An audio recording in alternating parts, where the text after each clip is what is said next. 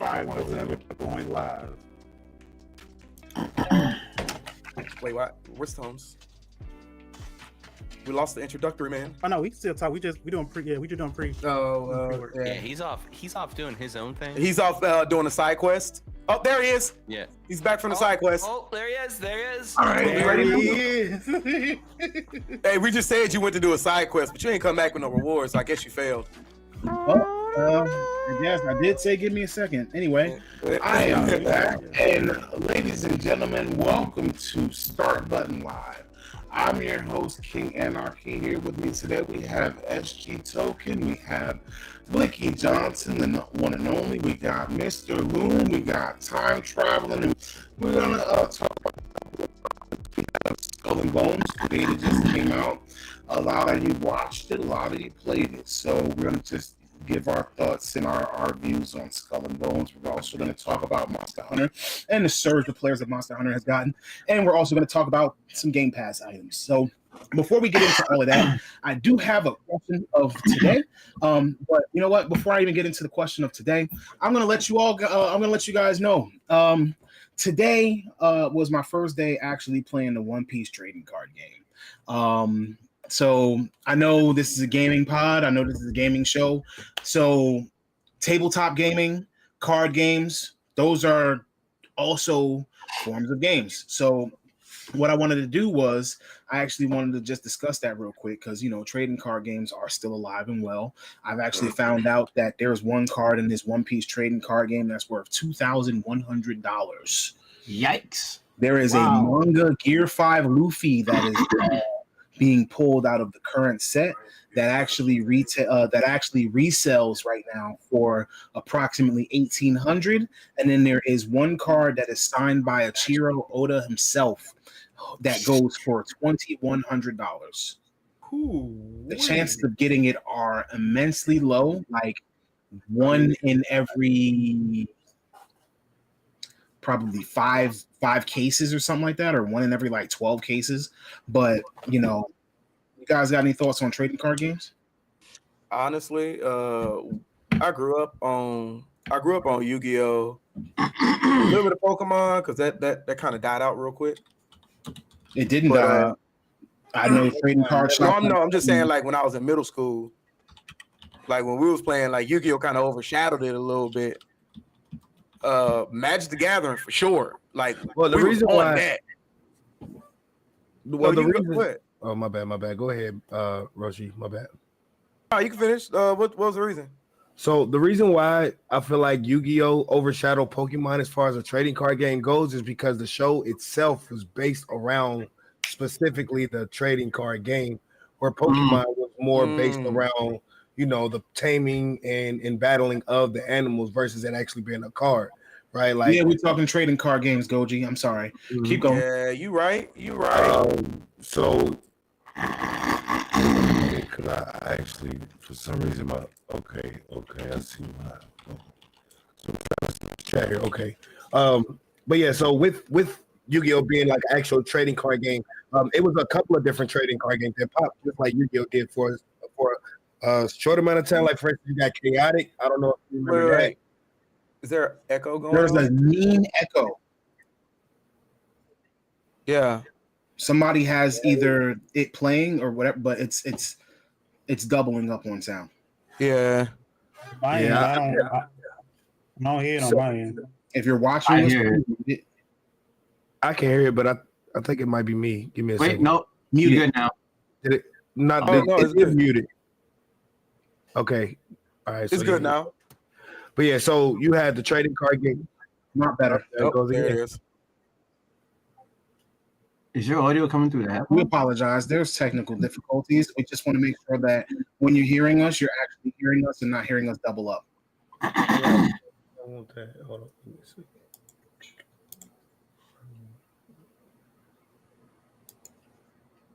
I ain't gonna lie, that did start kind of quick. How about now? Not better. It's worse. Well, I'm gonna let y'all. I'm gonna pass this until I, figure this out. Cause it comes through an echo. Like, what's your audio set to? Like your audio output. You have to make sure your output goes to your headphones. Can y'all hear that? This was too. We hear everything echoing that. Yeah. I just have my microphone turned all the way muted, so it's not just me. Mute your mic for a second. All right, now his mic is muted. I cannot hear echo. So Is he playing? Are you playing it through your speakers? No, I have it in my headphones. Interesting. Oh See wait, I got Well, we don't hear it now. Y'all can hear it now. no. nope. No. Yeah, no echo. Talk again. Yo. Yeah, we're good. Yeah, I don't Wait, know what Loon, happened. you're muted. All right. Are we good? Loon is Y'all muted now. No, you're good. Y'all can hear Oh, me? there it is. Okay, there you are. All right. Cool. Okay. Sorry. So for yeah, the, there was a other card game that kind of had a decent following behind it. That kind of came right after Yu-Gi-Oh! As a card game called Chaotic. It was that one was a pretty good one. That was kind of like a classic, of course. There was a couple of different. I don't know if you would consider Digimon in that. It didn't really have the card game, but it did have the little. Digimon had a little bit of everything, bro. Yeah, It did have a card game, I think. Yes, it did. So Yeah. So I And feel there like was card another games one have to called be added. Force of Will. Mm-hmm. Yeah, I used to play Magic the Gathering pretty hardcore when I was in high school. That's It was OG right there, bro. it was a problem. That was my favorite I one. played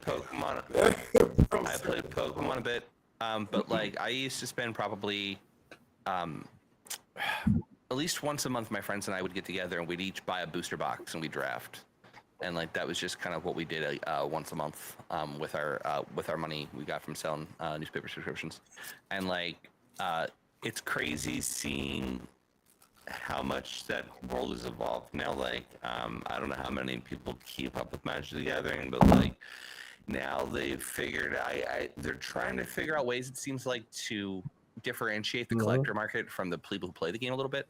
I think they're trying to help drive the cost of cards down, it feels like, a little bit in some ways, because like now the big thing is like serialized cards for people who collect, as opposed to just normal cards. Like they had the One Ring for a little bit. That was pretty cool. I think my biggest problem with trading card games is like they're the OG loot boxes. Ooh. Somebody's art. Nice. Oh, nice. Artwork. This comes out of a basic $35 to $35 box. It comes with 3 leaders. These are leader cards, and legitimately, like, the artwork is beautiful. Like, look at that. Oh, it's in different styles. It's not in like Is that older style. Giddy Luffy? It looked like I can't really see. I'm sorry, I'm looking in trying to see who it is. It's Luffy, it's Law, and it's Captain Kidd. Okay. And these are your leader cards, but you also have other leaders. You have Sakazuki, and like different characters from the game are actually leaders that will actually change what decks you can play. And obviously, this deck is red and purple. So as you can see, the colors purple over here, red over here, which means that I can actually play into I can play red cards or I can play purple cards. And all of those cards actually go together with this deck, and I can utilize those and their bonuses and boosts and buffs in order to exercise however my will onto the battlefield. So today actually I got an opportunity to play with my boy. I actually also, seeing as how I bought this deck like last Thursday, by Friday I was buying booster boxes. Okay. Oh, man. Let me be clear. It is a slippery slope. I done bought 4 booster boxes already. Oh man. I saw someone yesterday buy like $20? 18 boosters. What are the booster boxes, like $18 to like $20? Yeah. I No. believe so. Booster box No. contains 24 booster packs. Yeah, So and sorry, go ahead. 288 cards per box. That's Trying to a lot. get certain cards, but I needed enough to be able to modify the deck that I have, and now I also have enough where I can build other decks. So if I wanted to learn how to play a different color or have different leaders, things like that, that's what the boosters help me to do. So, as far more as than the a card game and as far as trading card games, I know Gathering has been around for plenty of years. Goji Senpai said he never got into Magic the Gathering, but he got a bunch of cards in his garage. Still collects Pokemon cards heavy. I'm gonna tell you, the trading card shop that I was buying my booster boxes from, and booster boxes were like $175.99 each. But the trading card shop that I was buying my booster boxes from, they actually had an original set.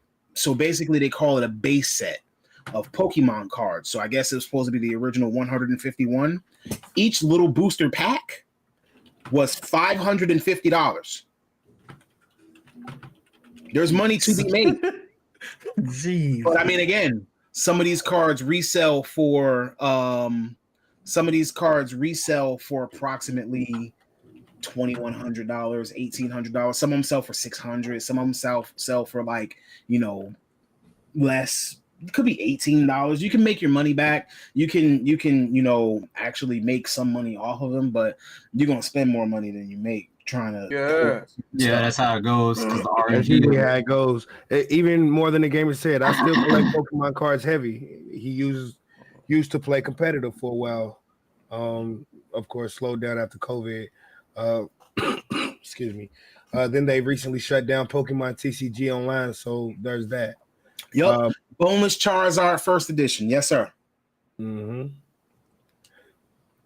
Base set has a chance at the rarest card ever to be printed on Pokemon cards, which is a boneless Charizard. So what I will say is this. I don't want to dig into all of our intro time just talking about One Piece cards, but it was nice to get an opportunity to talk to you fellas about my newest little gaming obsession. Like, I mean, it's cool because I didn't even know One Piece had a TCG. Believe it or not, Came out. believe it or not, I'm actually in the process of teaching both of my kids how to play Yu-Gi-Oh. That's what's up. Yeah. And I bought them some of the newer decks so they can relate to like what they see on TV with the new series that they have out. But of course, What is it, Zexal? yeah, you Zexal. can't beat the OGs, bro. But of course, I'm rocking with the OGs. You can't beat the OGs. I still got my Yu-Gi deck somewhere around here, bro. I'm telling you. Somebody got an echo. My buddy was getting into the One Piece trading card game a month or two back, and I have to ask him how that went. He said it seemed pretty interesting. I still have my wild cards. It is. They're somewhere around here. Does anybody play Master Duel? You mean Yu-Gi-Oh! Master Duel? No, I mean One Piece Master Duel. Of course, I mean Yu-Gi-Oh! Master Duel. I'm thinking of you talking about the mobile version. Yes. Well, it's on mobile and it's on PC. Yeah, I used to play the mobile version. So Master Duel was pretty much the next step after Duel Links. They kind of upgraded the format a little bit. Of course, there are some things that people like Duel Links more than Master Duels for. Like for instance, when you summon one of the like really strong monsters in Duel Links, it'll do like a kind of like a little cinematic. And apparently the one in Master Duels, they don't have as many, but which that's to be expected. You know how some people can be like nitpicky. Master Duels is newer, so I'm pretty sure they will get that done eventually. But as of right now, my personal preference is Master Duels. More of the gamer said Master Duels was closer to actual comparison, Yu-Gi-Oh! Compared to Duel Links. And I can agree with that 100%. I think so. I used to love playing Yu-Gi-Oh! Yeah, facts. I remember you had a great anime too. Must be real. My cousin, he used to get so mad. I remember he finally read the rule book one day. He was mad. Yeah, that killed it. I used to be like, I used to attack on my summoning phase. So like I would literally like, all right, I sacrifice these two to summon this and I attack your life points directly. But hold on. I'm also gonna tribute this to all right, so I got an idea. I'm still learning the One Piece trading card game, but once I kind of get it down packed, I actually might be up for streaming, especially since I know that there's a card shop in Ford, and they do tournaments. They do One Piece every Thursday and Saturday. So I actually might be privy to start going to some tournaments. But I don't want to take too much time on talking about card games because I know we tend to go places. And I want to kind of keep us down to 2 hours. So I have a question for today. This is important because as we're starting to close out the year, I just want to make sure that, you know, we kind of get our opinions out there. So my question for today is, what is your most anticipated game of 2024? Before I let anybody answer, I'm going to put this one out here. Mr. Blicky Johnson himself, right down here. Mr. Blicky, okay? He said he has Dragon's Dogma and Crimson Desert over GTA 6, even if they were coming out in the same day.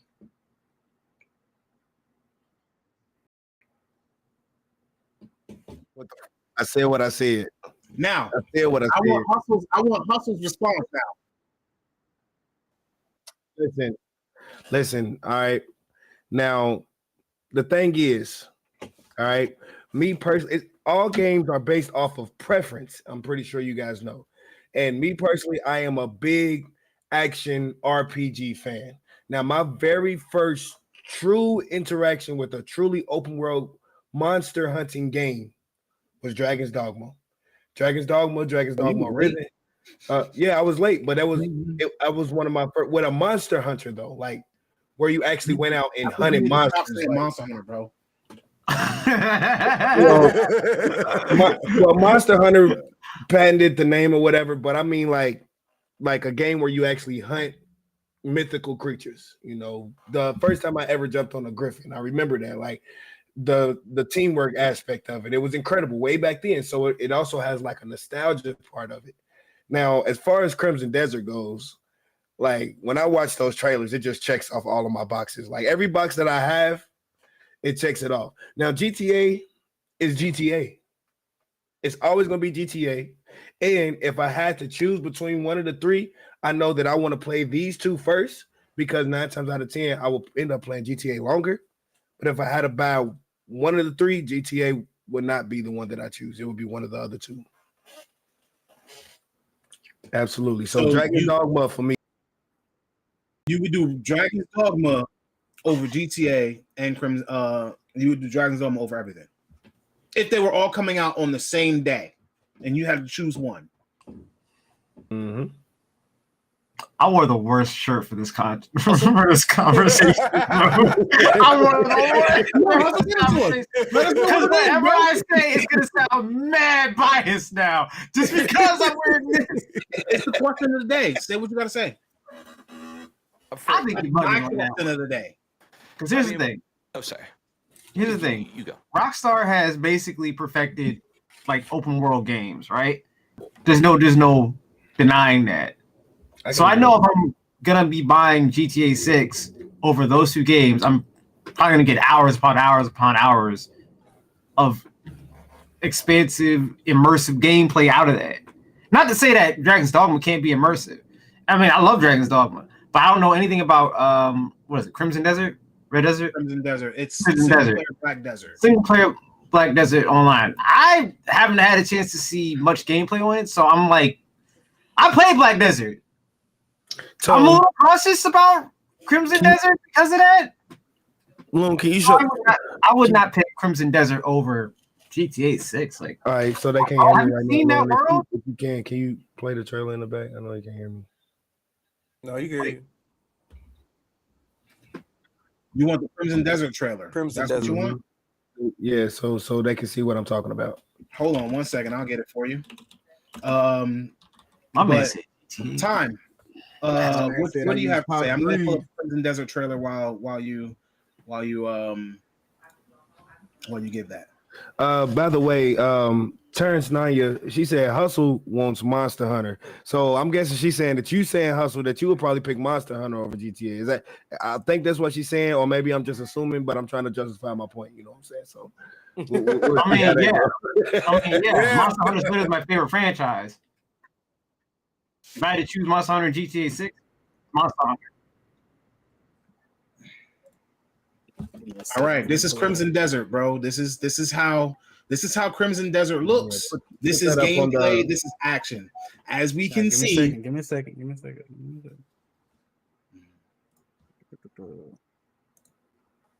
Yeah, we're not seeing it on the YouTube live. Yeah, I gotta. You guys showed it because the thing about Crimson Desert, right now, Black Desert Online, the combat in it was already pretty good. The character creation aspect of it was incredible, like one of the best. It was character creations in any MMO creation. MMO that was out. And you said what? I don't think you do character creation in Crimson. No, you can't. You play as a single character. You can't, but it was more of the way that these characters look. Now, obviously, you won't create your own character, but I know that they will still have that level of detail within the character that they actually create for the game. You get me? Not only that, but the action, the denseness of the forest, the different biomes. Like, it was just so much into it that they put, but they also gave it the opportunity to really dig into what Black Desert was as well. We good to go. Turns Naya. We good to go? We'll touch on that later. Turns Naya says Skull and Bones looks fun. We'll touch on that later. We ain't gonna talk about that just yet. Don't spoil it. Stay tuned. All right, so just so everybody can see Crimson Desert, we're gonna give a little bit of showcase of Crimson Desert. So you should be able to see what we have going on. The trailer is like 3 minutes, so if you don't mind, we're gonna kind of try to keep talking while the trailer is playing, unless you wouldn't be able to hear us. But the game does look beautiful. Like the camera shake and everything. Usually I hate camera shake. The particle effects, all of that looks great. Look at that. Oh my God, bro. Like that looks insane, bro. But I got a question though. Jeez. Is it multiplayer? No, it's a single player game. Single player game.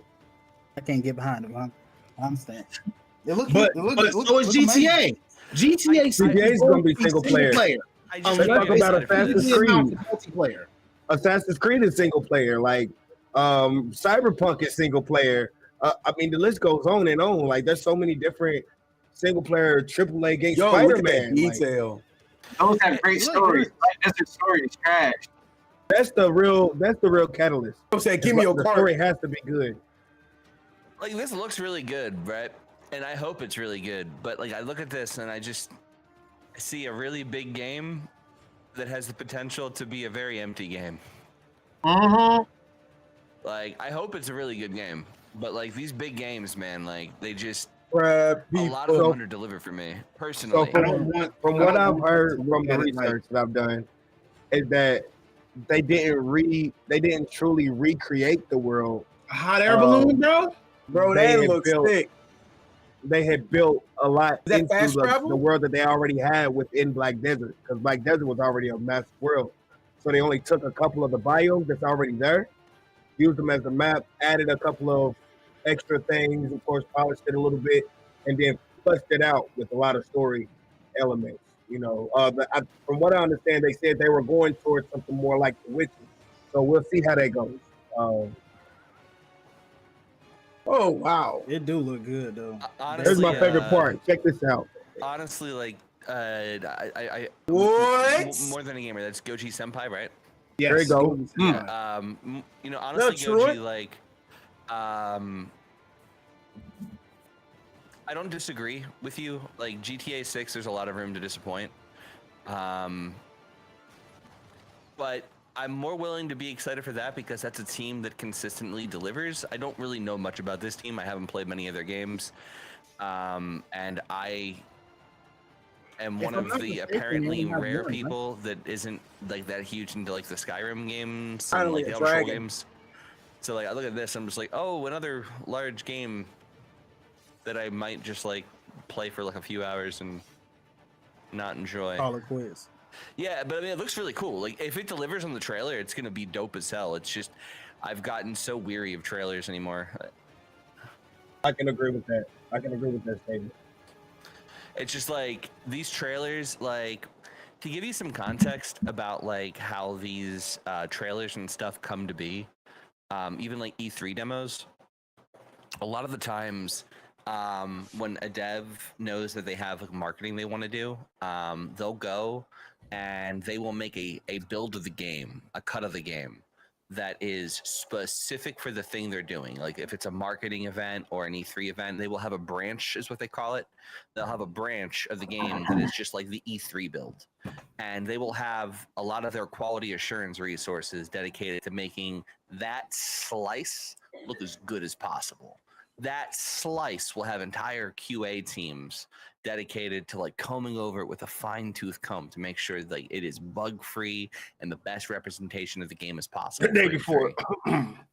Yeah, like they will do everything they can. They will have a guided experience that they'll go through. They'll have people who practice playing through stuff, and like the people who are doing like the trailers and stuff, like their job is basically like they're the YouTube content creators that go out there and like make amazing clickbait that like has all the right clips in the right places because they're good at finding the fun things and make it look good. Right. But like but like they're not actual representative of what final gameplay is going to be because it's an isolated part of the game. Like it is meant to give you the full display of what it's going to look like because they're trying to get you to get pre-orders and they're trying to get you to do all these different things and like they just want to have a good looking game. You know, well, more than the gamer apparently agrees, and that's why he said that's why he does not get excited for trailers anymore. He needs to see actual trusted gameplay. Now, the thing with that the Crimson Desert thing was in-game gameplay. So the game's going. But again, we don't know what else is in there. Like there's a lot of space in between there, especially if the story doesn't deliver. Like you can have the greatest action in the world, but if the story doesn't deliver in a single player story game, you don't really have much of a good game. Yeah, like you'll notice, right? So that's a game that's going to be focused on story, right? How much of the story did they show you? Not a damn thing. That's a good point. Right? Like they show like it's like watching like have you ever gone to the movies and like you get out of the movie and you're like, son of a bitch. All the best stuff was in the trailer. Yep. Holy shit. I got catfished. Like, like the day before. They got you. You got baited. Hey, you got baited. Hey, Blicky, do you have some feelings about the day before? Do you? I do, and because I called they bluff way before, because I was like, been here last week, bro. Like man, I wanted. Oh my god, bro! I overslept because I was sick. Yes, but man, absolutely. Listen, I'm telling you, the way that the day before showed and they spoke so much promise about it, but they didn't show not a lick of actual in-game play. And then when they did show some, it was in a very small controlled, and everybody was talking about this when it was happening. Everybody was like, you might want to watch out for this game. Like, they didn't even think the game was a real game until they finally came out with a release date. You know, like they thought it was fake. They thought it was a lie, you know. And apparently whenever they actually released it and then they pulled it, they pretty much said it, you know. Shit happens, you know. So yeah. And that's why my most anticipated game personally is which is your most anticipated game? I have zero bias whatsoever. It's World of Warcraft: The War Within. I'm really looking forward to that game. I hear that team is working so gosh damn hard. Just damn. Hopefully, your most anticipated game for 2024. For 2024, my most anticipated is Tekken 8, which I know comes literally out next month, but still, it's in like 2 weeks. I know, but it's still 2024 though. Yeah, so, no, I got you. Loon, you? Is it Destiny? Heck no. Hey, bud, the final shape's gonna be so good. The final ship is about to sail. I'm not even gonna talk about that because I've been let down. The new Months on the Rise, 2025. Oh, this. No. I told you past Tekken 8. I don't care about nothing 2024. I mean, yeah, Tekken 8. Right. Tekken 8. No Final Fantasy Rebirth? No. Oh, damn! I forgot. No, Like a Dragon, Infinite Wealth. And of course, chat. If you have a game that you truly anticipating, make sure you drop that in the chat. I'll make sure I'll talk about what you guys are interested in as well.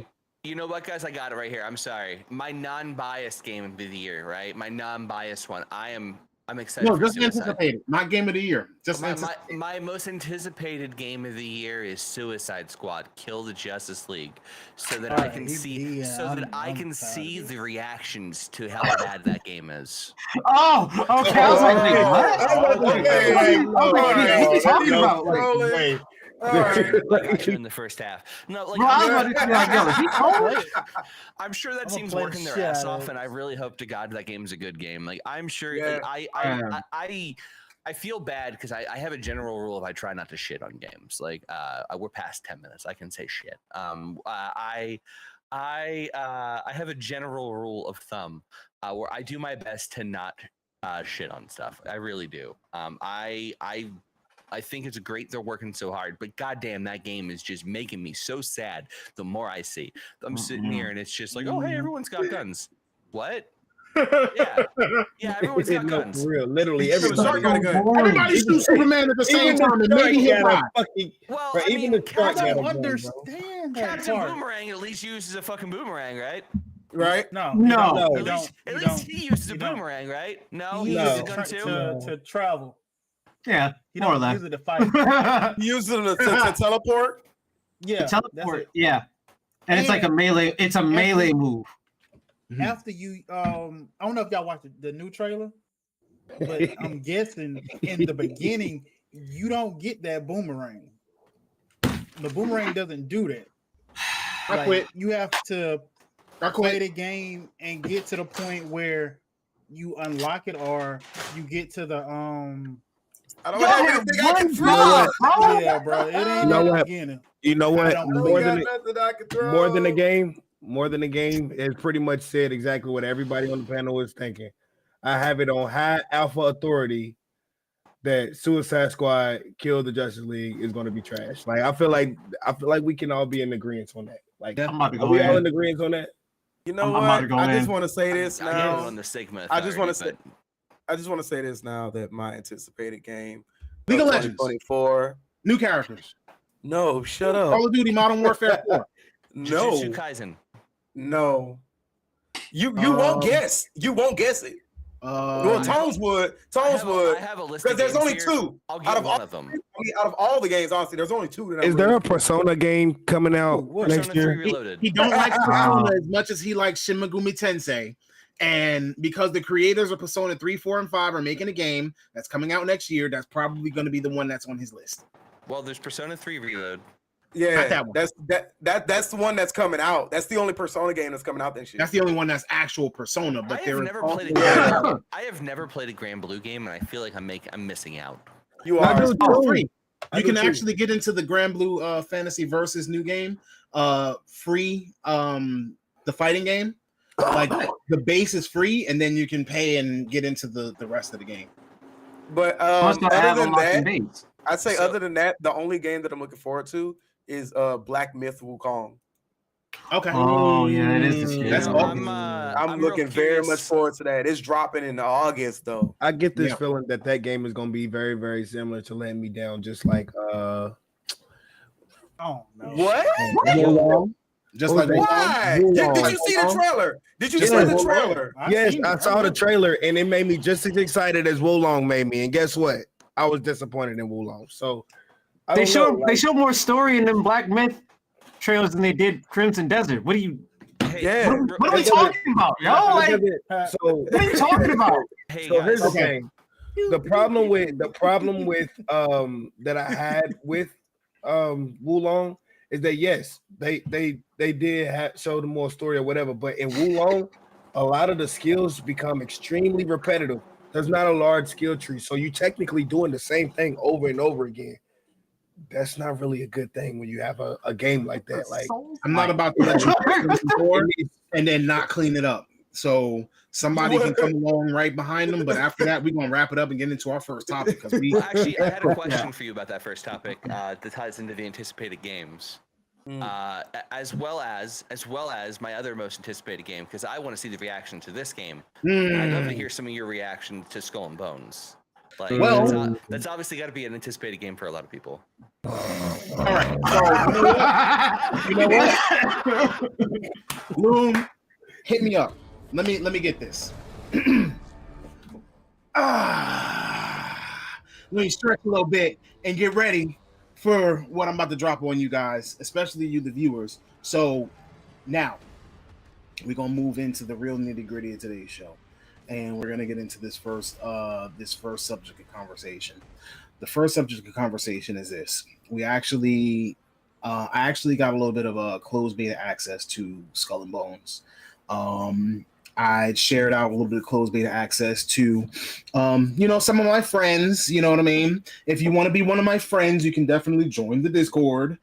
We definitely have a Discord. We're going to start putting links out sooner or later. But right now, we're just kind of building everything. But so I shared out a couple of links to the Skull and Bones early access, closed beta, whatever. Over the period of time, some of us have seen streams, some of us have had opinions from the start. I personally played approximately 4 hours. The closed beta had a 6-hour time limit. It's exactly what I expected. I could not have expected more from this game. And the long and short of it is the game isn't fun. It has its moments, but the funnest part of the game is when you shoot a ship with a cannon. So what I'm going to do here is I'm going to go to Blicky here, and I'm going to ask Blicky what his thoughts on the Skull and Bone beta were, and then we're going to open the floor up to everyone after he gets his explanation out. So Blicky, what were your first impressions of the Skull and Bones beta? And did the game set an expectation for you? Did it meet it? Did it exceed it? Everything you heard about, did it kind of do exactly what you thought it was going to do?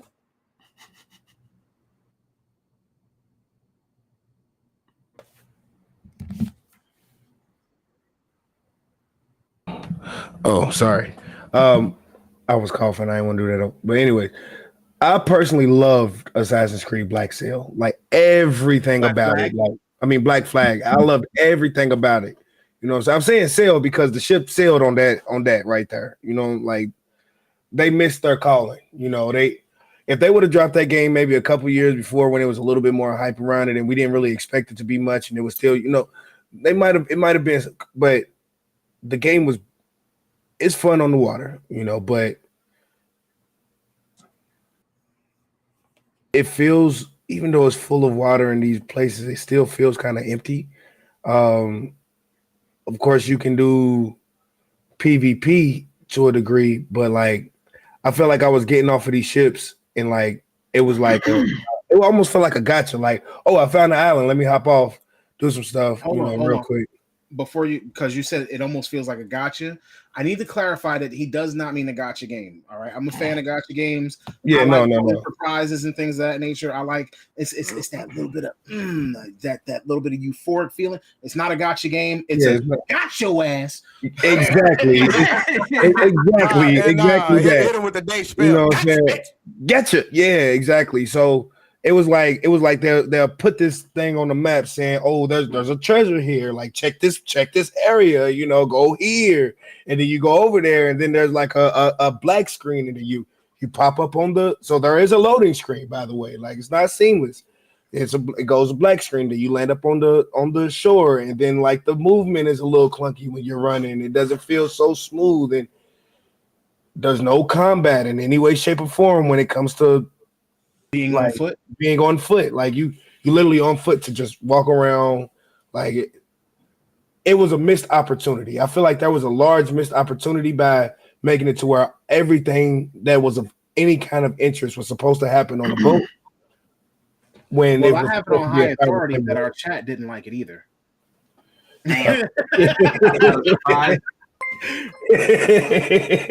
Okay. So now I'm gonna ask you, Hustle. I know that you didn't play the beta. But you had some choice words, so I just kind of want to get your thoughts on what you expected from Skull and Bones versus what you wanted. Okay, what I expected them to take the formula of Black Flag and just make it multiplayer, like a big. That's what you wanted. That's what I was expecting too. Because when they showed it as a pirate game, I was like, you already built the formula, but you scaled it back. Like, why? This isn't making sense.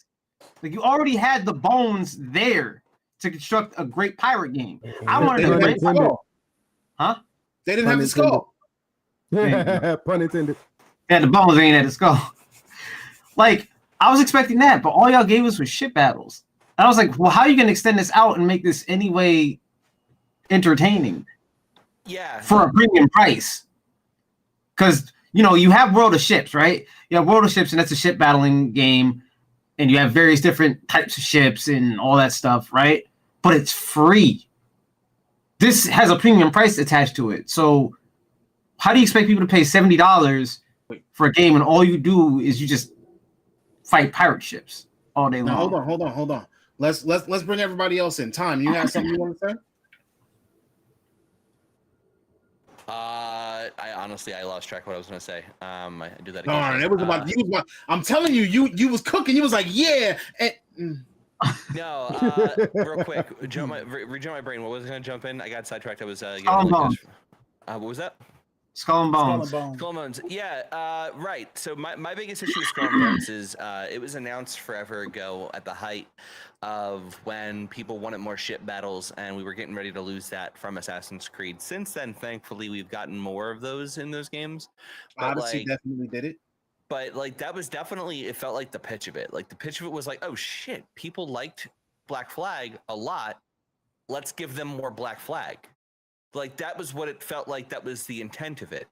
And I like, I'm not even sure you can, from what I've heard, you know, and again, Goji Senpai says it's a weaker Sea of Thieves. I'm not even sure you could call it a Sea of Thieves from what it sounds like. You can get out of your boat and fight. No. On Sea of I Thieves. played the beta thanks to Tone. It's not that. Like, from what it is, Sea of Thieves over that. It is literally like, what is it? Sim.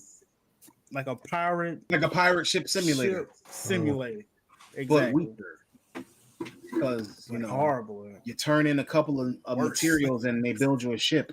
And you got to level up your ship and, you know, buy hull pieces and buy blueprints and things of that nature. Like, you can literally, like, there's literally different models of a ship. You don't get a ship, like, you don't get the Black Pearl and become, you know, Captain Jack Sparrow, savvy. You don't get the Black Pearl and stick with the Black Pearl the whole time. No, they build you a ship.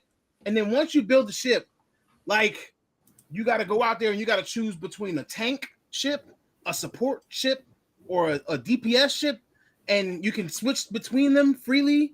And, like, there's just, oh my God, like, there's so much to say. And let me be clear, like, the last piece of this is, do we see this game being successful? Like, I think I can ask everybody right here, right now, do you see Skull and Bones being successful? I think all of us are going to give the same answer. We can't all give the same answer for Crimson Desert or GTA. Well, we could all give the same answer for GTA. Yeah, we gonna give the same answer for GTA. That's gonna be successful. There's no. That's gonna blow. I know I'm getting a premium game out that. Right, like, you know, we all know that GTA. That's free content. That's free content. So all right. But, so okay. Oh, sorry. What were you gonna say? No, go ahead, Tom. No, go ahead. Oh no, you know you're good. I was gonna say, like, I would say success is gonna be defined.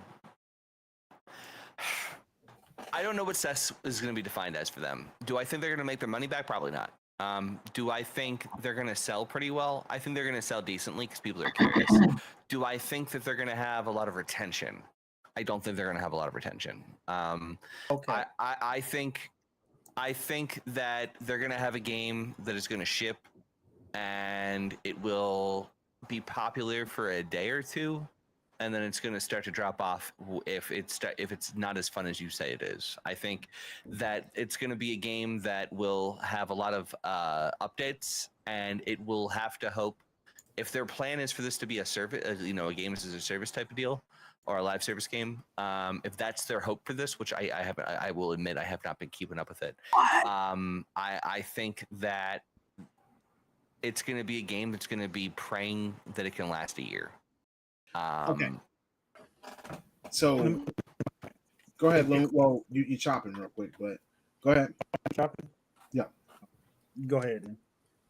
All right. So I was just going to say that I get where you're coming from, like with the lack of retention, with the people being curious. But at the same time, like I could see people buying it, and I could also see their peak player count and their peak viewer count having been during closed beta. You know what? Like, it sounds very plausible. Like I don't like saying those kinds of things. I have, again, I do my best to approach these things with empathy for the people who are working on it, and like the people who are working on it, I think they're doing their best, but like I just don't see the vision for it. Like I don't see the fun in it. I don't see the demand for it anymore. I think Sea of Thieves scratched the itch that people wanted from Skull and Bones. And Sea of Thieves is still going really strong. Sea of Thieves, I hear, is good. Like, it's getting better. I didn't install it and actually play it. Like it's one of those games that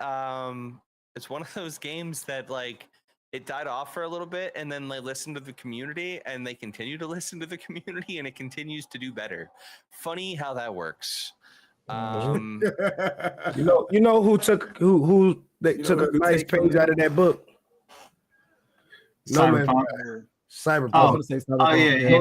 Those games, like people, these like obviously I'm not, I don't want to. Yeah, but there is merit and value to sticking with your product and continuing to improve it. Didn't Star Citizen do that too? Well, that's all right. So before you go there, that's dangerous territory. That's a whole different. That's very dangerous territory. Dangerous territory. Yeah, we can't drop a Star Citizen bomb here right now. Just know that Star Citizen is not out yet. Yeah, of course it's not. It has been in alpha for what, 10, 15 years now? Here's my ultimate take on this, right? If the people who are working on the game really love this and they really believe in it, like Star Citizen, like Star Citizen, like Cyberpunk. I mean, hell, again, going to my biases here, World of Warcraft right now. We were in a really tough spot. Love that game. We were in a really tough spot there for a long time, and now WoW is cooking. And like it's because we have talented developers who really give a shit, and we have leadership who's given us time to breathe. And I think if Ubisoft, and this is kind of my bigger concern, I don't like the Ubisoft leadership. Like I don't like corporate leadership in most cases. Microsoft is one of the few cases where I actually like corporate leadership. Ubisoft, I just don't trust them to give the game. It's like EA with Anthem. Anthem could have been a great game, but it didn't have the patience. Oh, dear God. Let them cook. Let them cook. So Sea of Thieves could have the kind of rebound that a Cyberpunk has had. It could have the rebound that a Sea of Thieves has had. But it's going to be dependent on, does the dev team believe in the game? Does the audience actually want the game? And does corporate leadership have faith that there is a want for it enough to not pull the plug within the first year? Boom. Like, that's it. Boom. I gotta say something. Skull and Bone, like success. That's the topic you just said a few minutes ago. I think you're gonna have the success like fauna, right? The most of the community went away. Let them cook. Let them cook. The diehard people, like myself, still floating around because I don't know how many people play the beta for Skull and Bone. I didn't get to play it. You didn't play it? So, just me and you. So, or are you talking about the new gameplay? He said the beta for Skull and Bones, the one that just oh, okay, yeah, I did, yeah. So he played like 4 hours of it. He said. Mm-hmm. I thought you meant like when it. Never mind. Go ahead.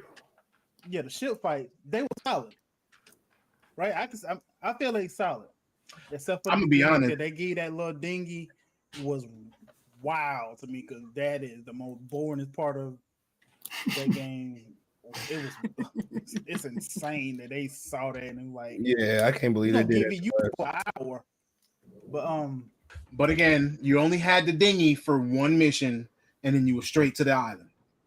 that's after. I gotta say I'm something. talking about now. That's the This second half. last Oh, one, you yeah. only had the dinghy for one mission. Then you I straight to played the the- island. I think you gave me the alpha. Yeah, that was closed alpha. Yeah. And you had to do subsequent missions with the dinghy. Listen. Ugh. Jesus. I had a bottle of Jack Daniels. Hustle. Well, Man, it's all more about than that a Jimmy. gamer. More than a gamer actually asked a good question that I actually want to know the answer to. How long did Ubisoft support Watch Dogs Legions? Because I feel like that game actually had That game bored the hell out of me. It had the potential to have a pretty good premise. The problem is you don't But I have don't a game think- to get attached to. Yeah, it was no Aiden Pierce. Wasn't Here's- no Or Marcus. character. Here's all I want to know. Hustle, what's on your mind? It seems like you want to cook. Look, So yeah, Hustle been chilling. yo. No, he ain't. He been dying because he's been biting his tongue this whole time. That's what he's been doing. Because also, I'm gonna tell you, he calls himself the Stephen A. Smith of gaming because every time that somebody has an opinion about something, he's gonna come over and he's gonna shit all over it. This ain't even nobody's opinion. This ain't even nobody's opinion. Can I be the Shannon Sharp? What? Wait, what? You want to Shannon? Y'all want $90 for a premium edition for Skull and Bones? You can be Johnny Depp's ex-wife. 90? On top. Hold on. What's the full price? What's the full They want 70? 60. They want 60 for the standard edition, 90 for the premium. PC or is that PS5? Hold on. On top of having a battle pass? You think you gonna have people buying and grinding on a battle pass on this game? This big game? This quasi Assassin's Creed Black Flag game? You think? Hold on. No, you think motherfuckers gonna sit up here paying for battle passes for your Senpai. After they spent $90. after they spent $90? $90. And now they about to spend how much the battle pass gonna be? 25? Probably. All right, so here's the deal. Okay, we need you first off, Goji. You're right. I've thought about that too, and I feel like an idiot for not saying it because that's probably the best example. But he called out No Man's Sky. Hey guys, it goes like this. Okay. Hey, listen. We're gonna give you the base game for $70. Okay. Okay. So what's in it? It's got stuff. Is it fun? It's okay. It's a game. Okay, well, I mean, surely there's not going to be review embargoes, right, when this gets closer to release? Yeah, absolutely not. So buy the game for $70, $90, you get all this extra cool shit. It's going to be dope. Oh, that's cool. So, like, $90, I get everything, right? Not everything, right? Oh, well, I mean, there's a battle pass. Okay. How much is that? Like, 20. What? And yeah, you need another one in you need to buy another one in 2-3 months. Because it ain't gonna be like Call of Duty where you can play through the battle pass and you can get CPs throughout the battle pass and then use the CPs to buy another battle pass instead of spending your own money. I mean, I'm you know what? There's no other microtransactions, right? Oh no, we have shit tons. It definitely is. Just like what both Terrence Nanya, is it Nanya? Terrence Nanya, sorry if I mispronounced your name. Sky is a prime example of that. Still not as much as if you a COD player. Every skin you paying $20 for, like $20 for one skin every time. Oh, and then they hit you with the you can get a tracer pack. Mm-hmm. You can get a cool little keychain that can go on your gun. Wait, hold on. We talking about Overwatch? No. We talking about Call of Duty. No. Overwatch is the You exact just missed same it. thing. You just missed It's it. the same thing. It's the same thing. No, I missed for a second here. I was gonna say stop talking shit about the games in my company, but no, we're good. We're fine. It's Call of Duty. We're fine. I don't care about that.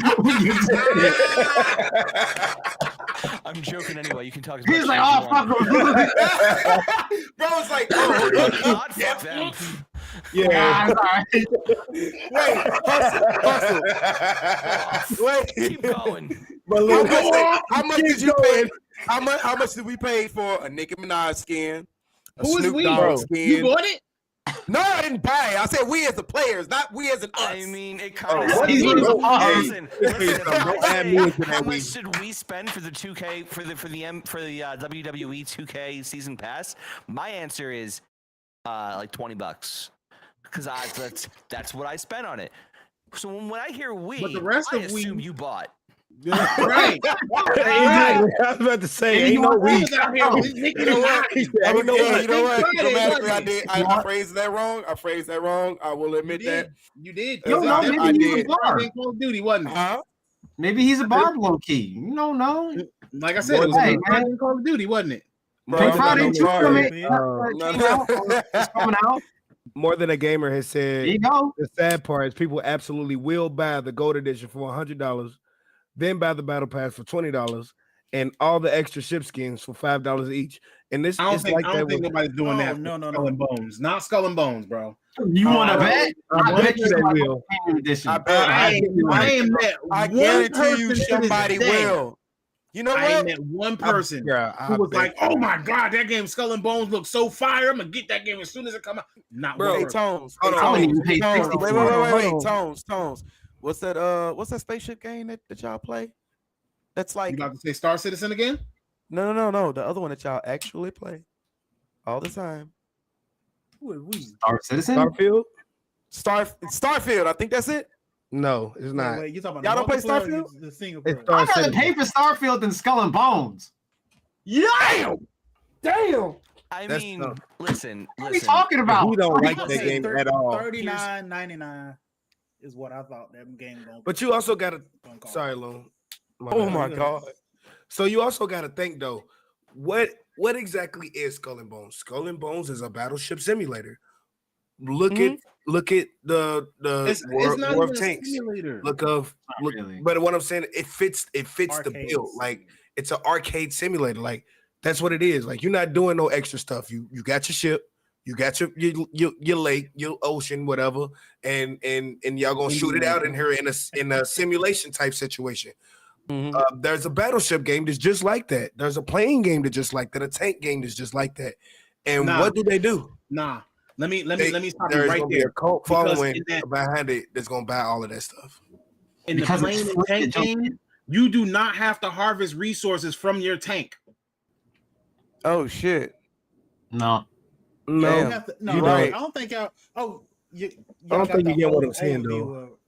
You On have top to of that, go too, hey. and harvest wood. Like it's a mini game for every Yeah, resource. It's a meter that you got to hit at a certain point. And it's a pirate lady that repeats your actions. Every action. You I don't know, if they fixed bro, that 'cause she I played is the most alpha. annoying shit, bro. I just Yeah, it's realized. crazy. I just realized something. Mm. Skull and Bones, not going to help a certain stat from something we're going to talk about later. Skull and Bones, because I just thought about this. I am probably going to wind up playing Skull and Bones for one reason. It's going to end up on Game Pass because of the Ubisoft Plus or whatever it is you play. Oh, whatever it right. is. I have access to that through Game Pass, so I will inevitably wind up playing Skull and Bones on that, in which I fully anticipate I'm going to wind up abandoning it within like a week. 84 hours. Real quick, hey, real No, I quick, give him 2 Josh days. I give him 2 days. I give him Real 2 quick. days. Josh No, Nelson, no. we see your comment. I'm not gonna say it out loud because I don't want to get in trouble by YouTube. Yeah, we're not unalive. But we see your comment and yeah. Yeah, I play yeah, sides, so I feel I'm you. gonna just say that. Hey, I look, play you know what, sides, so I Josh? feel you. cards. Josh, I'm gonna just tell you this, right? Every time that I was in a DMZ match, somebody played as 21 Savage. Anytime I fought 21 Savage, I just yell out 21 if I won. If I won, I just yelled out 21. So Not even gonna say what I did. I'm gonna just say if I won that fight, I yelled out 21. Let me just give y'all a little background on the comments here that you're talking about. So his name is Career Ender 05. Okay, that's what he does. Okay, so let's not get it twisted. You could imagine that he's over there doing some belligerent stuff. 21, right? He's over there doing some crazy stuff, especially the Nicki Minaj's. Like Snoop Dogg's, hey y'all, 21. So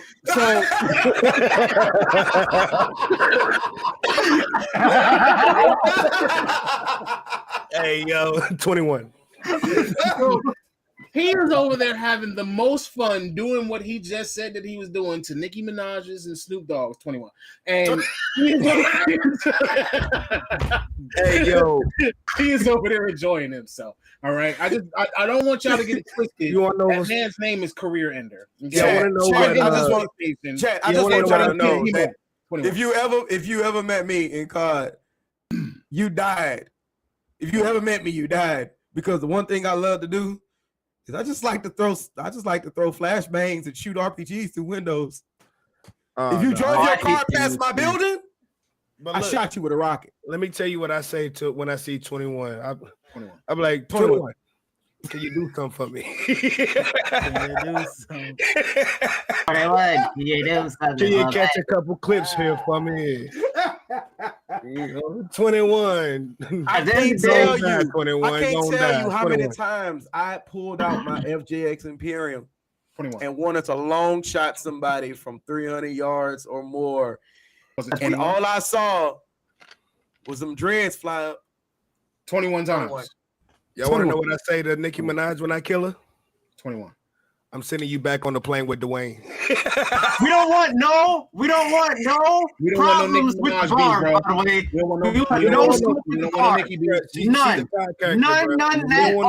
None at all. But I'm just telling y'all what I said. His opinion and his opinion only. Listen. All right. Obviously, Nicki Minaj, real life, beautiful Nicki Minaj, I wouldn't dare do anything to her anyway. But in Call of Duty, your ass is trash. Your ass is going on the back on the plane with Dwayne. You know what I'm saying? It's wild. I'm flying a helicopter and I'm dropping it on you. I'm just telling you that. Crazy that we having these kind of moments talking about Skull and Bones, and that's how you know Skull and Bones. I'm gonna drop one more gem on y'all. So I personally think, and remember, I'm not a professional. I don't work in the games industry at all whatsoever, so I can be completely wrong. And this is just my own personal thoughts, but I personally think that the only reason that they're actually releasing Skull and Bones to the public instead of canceling the game, because they probably wanted to cancel that game 2 years ago because it hasn't been making them any money. They've been at least 5 years into development, and we've already heard from Time Traveling how much money goes into a game being developed. So you're 5 years into development, which means you're 5 years in the hold. It's being developed by Ubisoft Singapore. Okay? The problem is that Ubisoft Singapore and the country of Singapore, I think it's country. Anyway, Singapore will not allow them to cancel the game. So because they would not allow them to cancel the game, they have to put it out. And they were like, you know what? We've polished this turd as much as we can. We wanted to let it go, but there's just nothing more that we can do. So we're just gonna put it out. And we're just gonna throw the noodles at the cabinet and see what sticks. Bro said we give y'all glitter covered shit, and I hope you like it. Yo, he said we done polished this turd as much as we can. I'm just saying, like sugar coated shit. And I hope you like it. If Singapore, if the country of Singapore ties your hand, you cannot cancel this game whatsoever because you are under contract with us, right? You know this game isn't going to be a success. You got to do everything in your power to make sure that this game has a modicum of success. You got to do just so you can make some of your money back. Something. And you know you're not gonna break even. You know you're not gonna break even because of how much you put into it. More than the gamer said, it's all for tax write-offs. Like I said, I'm you about to sign say that it too. on Game Pass. Yeah. Game Pass automatically recoups some of your money because they're gonna pay you up front. Okay. Yep. Because obviously we know Redfall couldn't have been a success neither. But we're gonna get into that in a little bit. Anyway, so you signing up for Game Pass to get some of your money back. Number two, you promote it, you put out betas, you put out alphas, and you show people that hey, this is what we're gonna do. Number three, you trick the public and make them believe that they're about to get Assassin's Creed Black Flag 2. Okay. Once you do all of that and you get your initial sales, you have now fulfilled your obligation to Singapore. And now, even though you already got a couple of notches under your belts for games that might not be great, I just feel like they're putting it out because they're obligated to, not because they want to. Bamboozled, hoodwinked, yeah, led they astray. are under Straight. some kind of contract, right? Yeah, like I said, City of Singapore had a contract. The wool has been cast over my eyes. Yeah, so what I'm gonna say is this. I'm actually gonna move past this for now because we've pretty much wiped Skull and Bones. We wiped the floor with Skull and Bones, and it's time for us to swap the deck. So what we're gonna do is we're gonna take a little bit of a break. Anybody who needs to get up, I'm going to be here. I'm going to talk to you guys. I'm going to take some of your questions. So if you got any questions or if you got any topics or anything that you want to talk about, by all means, talk to me. Let me hear what you got to say.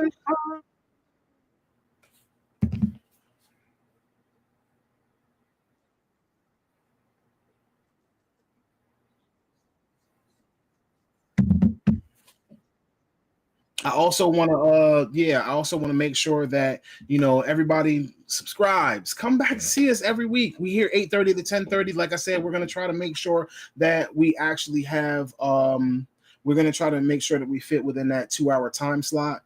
But yeah, so how do we feel about Arcane doing Blade after the Redfall situation? You know what? That is a good question.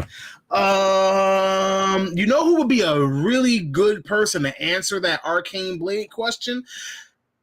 Raijin. But unfortunately, he couldn't be here today. So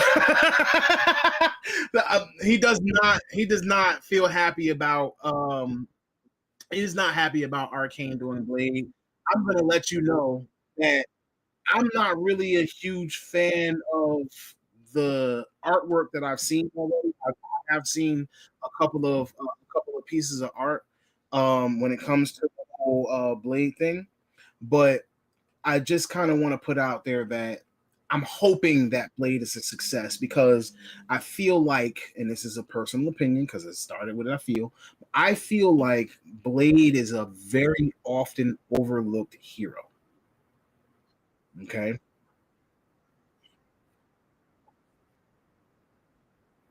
So because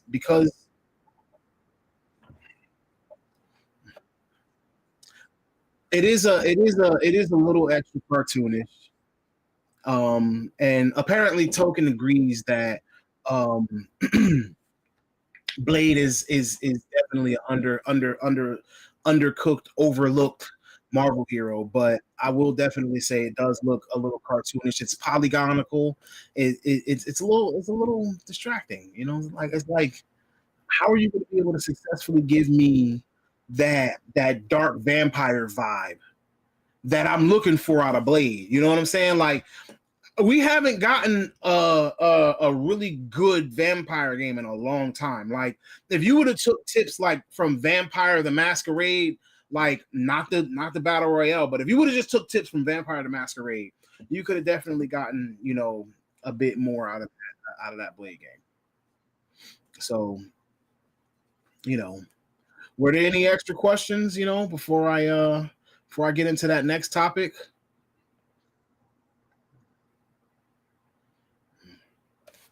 if you got any extra questions, just feel free to pop them in there whenever you see them or whenever they come up. But for now, what I'm going to do is I'm going to transition us into the next thing that we wanted to talk about this evening. You know what I'm saying? So, have we seen any of the Wolverine leaks? So, let me address this. The first thing I'm not going to do is I'm not going to actually go out seeking the leaks. I'm a person that hates to be spoiled on things. The second thing that I wanted to do was we didn't really want to cover anything that went down with Insomniac. We've already acknowledged that they were hacked. And as a news outlet or as an outlet that's delivering information to you, we want to make sure that we're fair to the game studios that we're talking about and what we're representing. And the more we talk about this, the more that we're kind of encouraging the behavior, even though we think it's deplorable and despicable. We don't want we don't want to keep talking about it, because the more this makes news, the more that they have successfully actually impacted the world, because they are doing this for attention. When a kid doesn't get attention, what does he do? He acts out, and this is exactly what they've done. So I don't even want to give the leaks or any of that information any attention. That's how we do that. How do we feel about Capcom's attempt to breathe life back into Monster Hunter World? We are going to talk about that later. We actually discussed that. That's one of our topics for today. So we're going to move on to the next topic for today. What I would like to talk about now is I want to talk about Redfall. I want to talk about Game Pass in general, actually. So I wish that we had, I wish that we had like our whole crew here. Raijin would definitely be of some help. But you know what? In the meantime, since we don't have Raijin here to contribute on certain things, I'm going to actually bring this one to time traveling. So we're going to talk about Game Pass today. I'm actually going to start with a headline: Redfall. It actually appears that Redfall was one of the most abandoned games in 2023. And they're saying that it may be thanks to it being on Game Pass. So it's also being said that games on Game Pass have a faster abandonment rate than many other games, because the player doesn't have to do the initial buy-in. They can kind of try it out like a try before you buy without any repercussions. So do you have any particular opinions? Because I know that you've been a very large advocate of Game Pass and the Game Pass system, and you think it's great to bring accessibility to gamers. So I just kind of want to hear your thoughts on this statistic. I guess for me, I believe that's possible. I wouldn't be shocked. I think my counterpoint to that is it also gives more games an opportunity to have eyeballs on them. I would say that games that are getting dropped off real quick are probably games people wouldn't have bought to begin with, if I had to guess. Like a lot of these games are $60, $70 games now. I'd be curious to see what the numbers are for games that beat expectations of people playing their games because they're on Game Pass. There's a game that was called Packing. Was a big indie game a couple of years ago, a year or two ago. And that was this small little indie game. And who knows what that audience would have been had it not been on Game Pass. Like, it probably would have done pretty well, but like this thing blew up because of Game Pass. So I fully believe that Game Pass is resulting in a lot of games getting picked up and put down. But like, I think that's a good thing.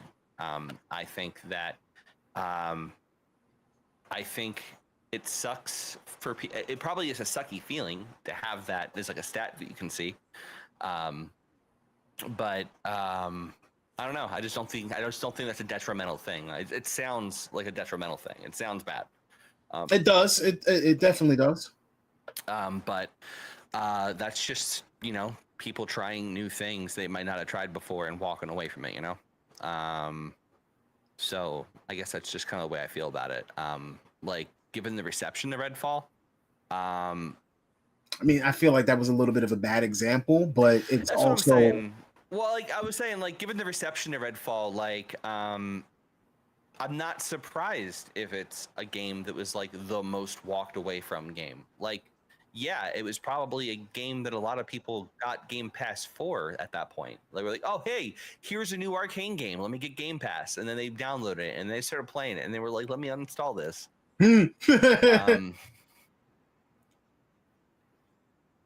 Well, now what I can say is this. So Goji Senpai said he could see that. When you actually pay for a game, it makes you want to try to get your money's worth as opposed to paying for a service that essentially gives you the games for free when you have less, so you have less incentive. And to continue the game, you like continue and play even if it's not as good because you paid money for it. But he also said at the same time, Game Pass is the only reason that he played Cassette Beast and Sea of Stars, which are now two of his favorite games. So he wouldn't have bought those games normally. Yeah, that's the boat that I'm in. Anecdotally, like Sea of Stars is actually a game for me that I played because of it. The fact that I'm going to be playing No Man's Sky is because of Game Pass. That's the only reason I got a No Man's Sky for a few minutes and got bored. Yeah, I mean it's the reason that I want to play. It's the reason that I got into Tropico more. I'm just ignoring you, Tones. So it's the reason that we went and it's the reason I played a handful of games. So like I'm probably gonna finish Hi-Fi Rush because of it. Like, so like, well, great game. Yeah. So like I don't know. Like it doesn't surprise me. And I don't think it's a bad thing. I think there are gonna be. So I have a question. I actually have a question because there's something that I want to ask Token. And then after I ask Token this question, I kind of want to bring it to everybody else and let them kind of chime in on what they think. So Token, you have recently obtained Game Pass for a short while.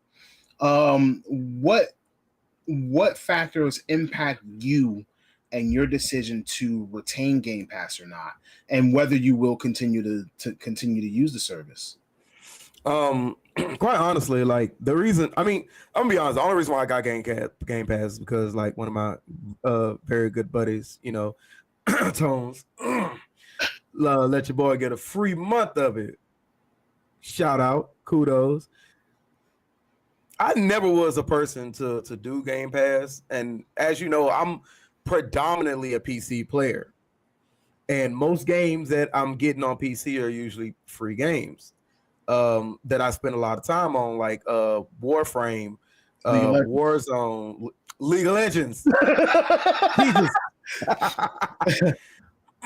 And these are games that like I did also put money into. I didn't have to buy the game, but there were aspects of the game where I put money into it and I got enjoyment out of what I did for it.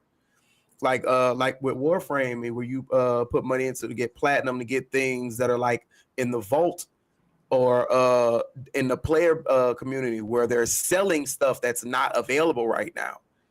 But with Game Pass, I'm able to play games that I normally would have to pay $30 to $60 to play. And my boy's like, hey, have you tried this yet? Or have you tried this yet? And I'm like, I haven't really had the time, or to not only have I not had the time to, go out and find these games and buy them, but then also have to fit them into like, my time frame of the games that I'm playing. But with Game Pass, I could just queue it up, download a game, pop it up, play it for a few minutes or a few hours, and be like, you know what, I can make a decision on if, this will be a genuine, title that I would insert a lot of my time into. Like when you first gave me Game Pass, right? The first thing I had downloaded, the Kings one, Crusader Kings. And when I started playing that, I'm gonna be honest with you, like, hey, that threw me for the wild one. Like, Crusader Kings is so deep. Like, there is so much in depth in that game. I told you. And everything you do trickles down. It spreads out. It influences every part of the map. Right? Like, you want a tabletop game that you look down on, and it accrues and changes over time based off of what you've done. Like, I can I can I can bring this lord in and I can pay them and then have like little sneaky deals on the side. Look. Get We're going somebody to the assassinated. Crusader Kings review later. Yeah, I'll give For a now, let me later. bring everybody else in. Blicky said he had an opposing opinion to what Time said, so I kind of want to hear that. I also want to hear what Luna also got to say too. So, I did have something to say about what Time said. He was very right when he said that like Game Pass gives games more eyeballs, because there's a bunch of games on Game Pass that I didn't even know were something that was able to get so easily. So I think Game Pass is a shortcut for those games that they know might not really have as much content in it to sell it at full price. For instance, Baldur's Gate, Larian said that they would never put their game on Game Pass because they know for a fact that they have a $70 worth of content within their game, and putting it on something like Game Pass would sell it short. With that being said, if you think about quite a few of the games that's on Game Pass, at one point in time, we can make the argument. Of course, this isn't every game, but some games on Game Pass, we can make the argument that they aren't as content intensive as some of the games should be. You can argue that with games that are on Steam. Exactly. I was going to say the same thing. Exactly. Yeah. So it's like I feel like with that being said, the reason why all of these games is dying out so fast is because there's a large pool of games and not all of them is really worth as much. So if you really break down the ratio, like there's a lot more games that kind of sit in the back end that people don't really want to, they kind of just sit back there and collect dust. They try it for a couple minutes, realize it's not what they thought it was, and then they put it back down. Then they head over to Steam and play what they really want to play. Now, if a game comes out that they really, really, really want to play and it's on Game Pass, that's usually why they'll go. But a lot of people don't really test the games that's already on there. They have a reason to be getting their Game Pass, and then they want to try that game. And while they have Game Pass, they'll try a couple things. But eventually, if nothing new comes out on Game Pass that they want to play, they usually stop using the Game Pass. But I mean, honestly, I'll say this, like, as whatever. Yeah. Did Loon say, can he make a counter? Oh yeah, let him cook. Loons, go ahead. That's if you have a PC. If you buy an Xbox, like, look, I'm a PlayStation fanboy. Yup. First and foremost, but if you buy an Xbox and the only thing you have to pay for is $9.99 a month, or $14, under $20 for the amount of games you can play, like, you ain't going nowhere. Like, right. There's no reason for you to. I don't think so. And that's honestly the value of it is because I know y'all talking from a PC gamer viewpoint, but from you got to think about the console console gamer side too, the business side. Right. Well, when we talk specifically about the statistic that we're talking about now, I don't think that plays. It plays just as much of a part, but it's actually kind of the problem. You get what I'm saying? Because, yeah, of course you're gonna play Game Pass. You bought Game Pass, $9.99. You know what I'm saying? Easy, boom. But if there's a game that you really, really want and it's not on Game Pass, you're still gonna go and spend that $70 on that game, and you're 9 times out of 10 not going to come back to Game Pass until you get your feel in what it is that you just bought. We're not gonna say that regardless of. I will say this, like, because Tones, like I have never owned an Xbox a day in my life, bro. Never. I've never owned a day. I probably played an Xbox probably 3 days because my cousin had one. I am predominantly PC, Nintendo, and PlayStation. Predominantly PC and PlayStation. Oh, let me get in. Now, Tones, other than Crusader Kings, I've been playing the story mode on Halo Infinite like a mother. Okay. I done went hard on Halo Infinite. I done went hard. Day one access. But Hustle, what you got? All right.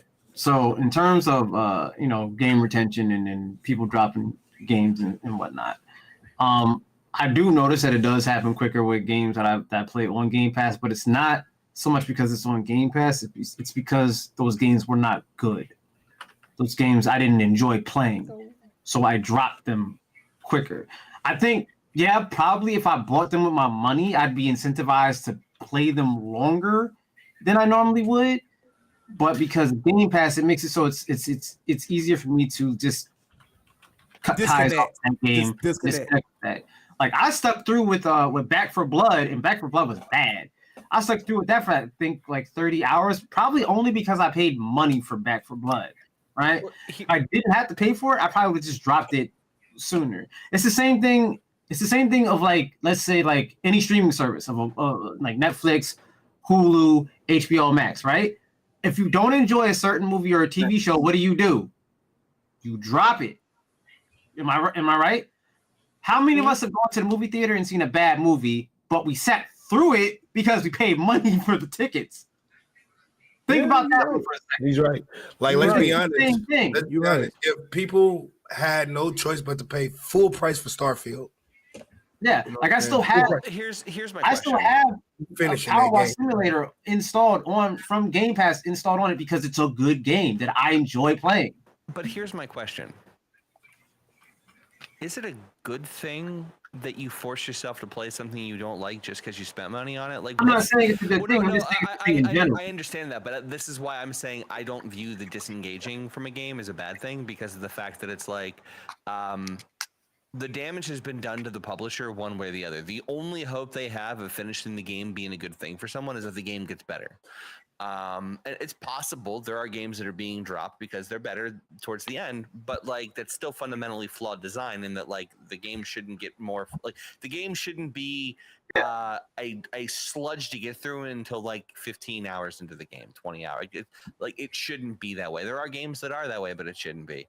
To the point that Blakey made about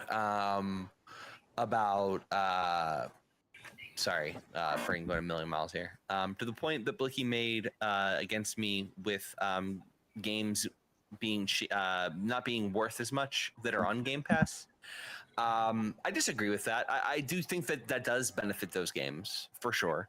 But like Larian isn't going to come out. Like Larian isn't going to come out and say the truth. Like they're not going to come out and say the thing that like is just what it is. Like.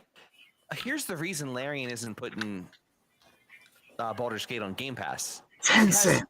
No, not Tencent. Not Tencent. It's that Baldur's Gate is a game that speaks for itself and commands that people go out and spend $70 on it. They don't have to go to Game Pass. Like, and on Microsoft's part, to make it, there is no amount of money they could offer Larian that would be worth it for them to get Baldur's Gate on the Game Pass because, yeah, the game commands a lot of money, not because of how much content's in it, although that is a part of it, but because of how good the game is, because of how good the content is. You know, like there are definitely games that are bigger than Game Pass because they're going to be able to sell more than Microsoft can afford to give them for Game Pass because they're not going to move enough Game Pass units to warrant the addition. Like this is something a lot of people, I think, can't fathom. Like I watch a lot of MMA and like people like go like this person's worth this much money, this person's worth this much money, but it's like if like there's a base viewership of like 800,000 people who are going to play this game, and let's say there's like 2 million people who have Game Pass. There's a lot more than that, obviously, but let's just say for simple numbers, there's 2 million people who have Game Pass, right? If adding Baldur's Gate 2 is only going to be able to add Baldur's Gate 3 or whatever is only going to be able to add 500,000 subscriptions, but like the amount of money is going to cost us to gain them is going to cost us 700,000 subscriptions worth of money. Like it's not worth it. Like it's not worth it, no matter how prestigious it is to the brand, because it's not going to bring enough people in. So it just doesn't make enough business sense for it. Yeah, and to be clear, when I'm talking about sticking with the game because you're incentivized to because you pay for it, I'm not saying that it's good or bad. I'm just saying it's a thing. You know, it's just a thing that inherently we go through. It's like sunk. What is it called? Sunk cost fallacy. That's what it or whatever it's called. I wasn't trying to say that you were saying one thing or another. It was just more going to the question of like, it's more going to the point of like why I don't necessarily care about the lack of retention. Like if people are dropping off of these games real fast, then odds are these would have been games that got traded into GameStop mad fast, wouldn't have gotten sold, or would wind up being games people play by way of sailing the seven seas. You know, like I don't think that it would have meaningfully changed their sales numbers. Yeah, like I'm a big avid Payday fan, right? I love Payday 2. I love Payday 1, right? Payday 3 came out in a more than basically unplayable state, right? Me and Monroe couldn't even hop into a game because it wouldn't connect, right? I dropped that super fast. If I paid money, would I have probably been playing a little bit more? Probably, but I probably still would uninstall it and just go back later on down the line when they fix the issues. And now they're announcing DLC, but it's a whole other thing. But yeah, like, play that game. Huh? I did want to play Payday 3. Payday. Yeah, like I don't know if they fixed the connectivity issues. Well, if you saw what I put in the what I put in our conversation earlier, Game Ranks did a video, and Payday 3 was like the #1 bad game of 2023 because and they said it's a good game. Like they didn't really order it in a way like, oh, this was a terrible game. But like, of course, number 10 was like Kong and Skull Island or whatever. But Payday 3 was only bad because of its connectivity issues. Yep. The game was good, but you just couldn't get in the game. You literally couldn't play with your friend. So anyway, we're gonna even though we had our technical difficulties in the beginning, I think that what we're gonna do is we're gonna try to stick to this 10:30 timeline. So I want to move forward into the next thing that we want to talk about, because this was actually something that was asked by Career Ender earlier. He actually asked about Monster Hunter and what we think about Capcom trying to breathe life in the Monster Hunter world again. So let me just let all of you know, in case you don't already know, that obviously since Monster Hunter Wild was announced at the Game Awards, Capcom has been going on a social media campaign to get everybody to play Monster Hunter World again. Obviously, they're insinuating that World and Wilds have something to do with one another, and so there have been a mass push to get people back to playing Monster Hunter World. Since the announcement, there has been a burst of the player count. It's actually reached its 3-year peak. So Monster Hunter World has now reached a new 3-year peak, and since its original release. Now, out of all of us here, I just want to ask, do all of us play Monster Hunter World? Has any of us actually went out and bought Monster Hunter World and obtained Monster Hunter World because of this new push in anticipation for Wild? Time, I see you already ready to talk. Go ahead, Time. I didn't get it because of it. I got it gifted to me by Raijin for Christmas, actually. Goddamn, it's been fun. I've been having a lot of fun playing with y'all. Actually, I think I want to play tonight probably at some point. I definitely want to play too. I kind of want to play too. I got gifted the Monster Hunter World on the PC because I've already done 900 plus hours on PlayStation, and I've already said that I retired from this game. And you gonna play with me? And yet, I'm way further than you already. I'm way further than you already. Listen, so you out here slow rolling and ADHD, and boy, you better get your game up. Man, you gotta understand, man. We trying to get the ice on content. You gotta understand, man. I run an entire Hustle knows I practically run a mafia in my RP server. All right, it's because do we want to talk about what we're dedicating our time to? Yeah. I'm just telling you that outside of that, I bought Monster Hunter. I did buy Monster Hunter specifically because I need to get more into this Monster Hunter thing, because I've always wanted to try it. I've always wanted to play it again.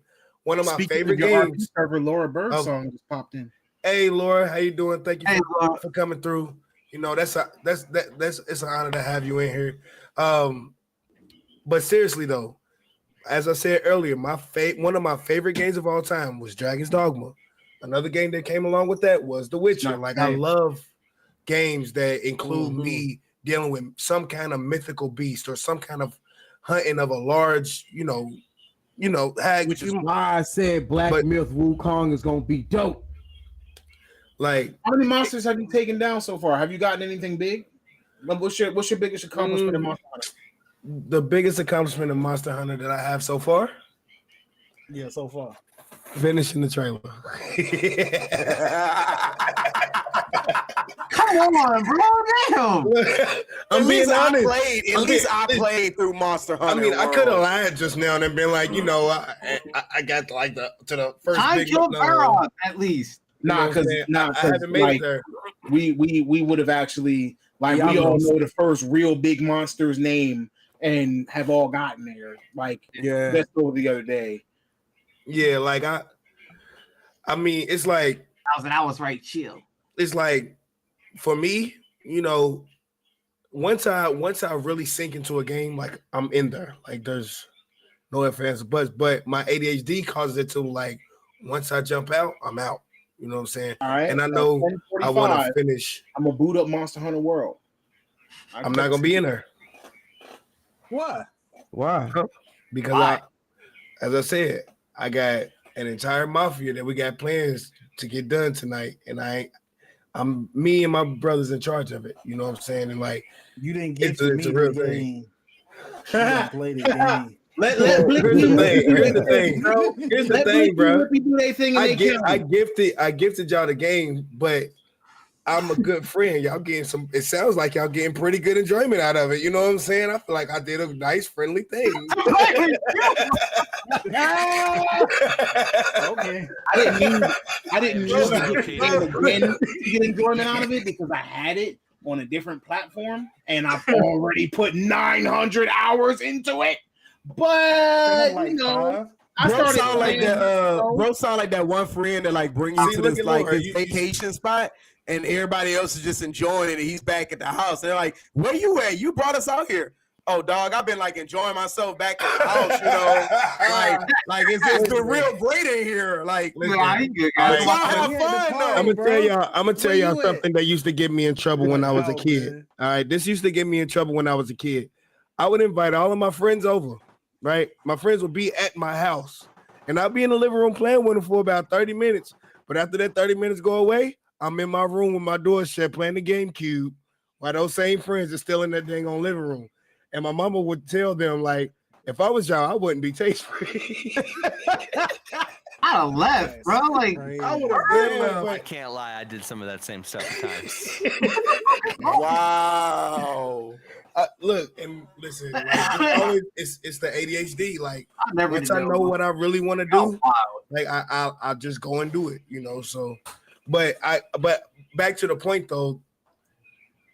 The only reason why I got it in general was because the new one is coming out, and again, I've played it before, and I've done the trailer. I've probably done that trailer 3 times on different platforms at different times, type stuff, and then I played the newer one. Which was what was it? Rise. And I played a little bit of that one. I didn't get far in that one either, but that's because I was playing it by myself. And I ain't, what I'm saying? But we can't hear you, Tom. I was saying when you play the Gamepass version, so it's not the same because I can't help you. It's not crossplay between Steam and Game Pass. But you know what? That proves our point because if I would have paid for that game on Steam, I probably would have played it a lot more. But because it was on Game Pass, something else at the same time. Something else at the same time was out on Game Pass, and I decided to prioritize playing that instead of playing the new Monster Hunter. Wait, so do you have it on Steam too, or no? No, yeah, he don't have Rise on Steam. He got World on Steam. I got World on Steam. Oh, okay. He got Rise on Game Pass. All right. Damn. So yeah. I played Monster Hunter so much, I blew up my PlayStation 4. What? It's a fact. Yo, it's a fact. That is insane. He's not lying. Explain, please. What? How? I don't know. I would PlayStation my Pro. Pro. Yeah. I was playing it. I turned it off, woke up the next day, Try to cut it on. Now the last game I played, It hard wouldn't work. drive went bad. Had to send it in. They couldn't save it. I was like, well, I guess I got to start over again. I started All right. What Laura, real quick. what Laura is talking about in the chat is about the RP thing. If you want to see that, just follow my Twitch. Obviously, you see it up there. You'll be able to see it from there. I ain't gonna talk about it here, but it is pretty fun. So I'm gonna just leave that there, just so I'm not just leaving that like I'm not paying attention to it. Correct. I Oh, will. no. I totally believe going on if anybody wants to RP is come on lit. those servers. Yo, Blicky, Yeah. I will do my best to have Red M by the end of January. Good stuff. Well, Red Dead Redemption 2 right now is like $20. Yeah, and I am. I have run out of discretionary spending for the month. Oh, Yeah. whatever. Like if you get Red Dead Online on Steam, they and Blicky can walk you through the entire process, but they actually have a online server where you can role play the same way that you have GTA RP. And so holler at Laura, holler at Blicky, and they actually definitely might be able to get you into a county. You do have to do it from a PC. So if you don't have a PC and you want to try it, I would not recommend spending your money on it. It has to be a PC. Now, moving back to Monster Hunter, what I want to do is I want to actually ask you all, since I know we've all played Monster Hunter even a little bit, what weapons you guys use? Broadsword. Longsword. Currently, right now, I'm using Switch Axe. Bow and arrow. Bow and arrow. Longsword. I used to use the bow and arrow. That was actually my first weapon. What are you talking about? I like I like using bow and arrow. Like I don't like being in close fighting. I like to move and hit. More than a game range. Hit me up. Hit me up in the Discord. You should be able to. If the link's not in the Discord, I'll post a link into the chat. Join the Discord if you are not in the Discord. Obviously, the Discord, we're still kind of working on it. Add more and more stuff to it, but it currently is functioning. You are able to see trailers in there, reviews in there. You're able to see a couple of the topics, not our topics. We ain't gonna post what we talk about until after we talk about them. But there will be other things in there. You might find a little bit of game ranks in there. You might find, of course, because we support all of these different places, we appreciate everything that they do. So we learn from them, just as I'm pretty sure one day they'll be learning from us. But I'll add that link into the stream. Contact me there. I'll get you in. All right, so we got Loon. You on the broadsword, or should I say the great sword? I'd say great sword. Longsword. Oh, you on the long sword? Long sword. Yeah, like a civilized person. Gotcha. Favorite weapon What's you still. using, time? I'm sorry. Monster Hunter weapon. My favorite Monster Hunter weapon was the Buster Sword. I apologize for getting distracted Great for a sword. second. Gotcha. The great sword. I'm currently using the Defender sword, Okay. like the Defender version Defender of it. weapon. That's gonna take you through to high rank or whatever. Yeah, I like big ass swords, but I also I want to try the hammer out at some point. On. It's ironic you said that because as soon as you said hammer Bros. posted hammer. Career knows Hammer Bros. We literally have a name. We call ourselves the Hammer Bros. Careers Hammer Bros. Hammer Bros. Hammer Bros. I just Hustle. like fulfilling my power fantasy of being Zach. Jesus. Bro, and this is the game to do that. All I know is, man, from day one till the last time I played Monster Hunter, it was just bow and arrow, dog. All right, you got it. You got straight it. up. Use that too. I was upgrading the hell out them mugs too. Like I went to go murder anything I could to get all the different trees for the bow and for the sets, bro. And like the best thing to do is I send my little cat man out and I shoot off an explosive arrow. And I just used to love making them fight each other. Just making giant monsters fight each other, move them into each other's territories, and make them fight each other and then kill them.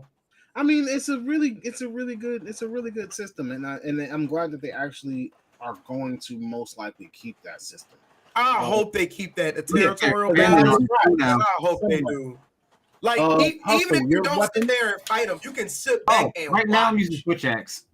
Switch axe. Okay. I'm going, Give a description of what the switch axe is, because there's another. I asked everybody their weapon because there's another follow-up question coming. So Okay. give everybody a description of what the switch axe is. So a switch axe is it's an axe that once you charge up enough energy, you can switch it off into a sword, into like almost like a great sword, but not. It's like lighter than a great sword, right? And it has these things called files that are charged up in it.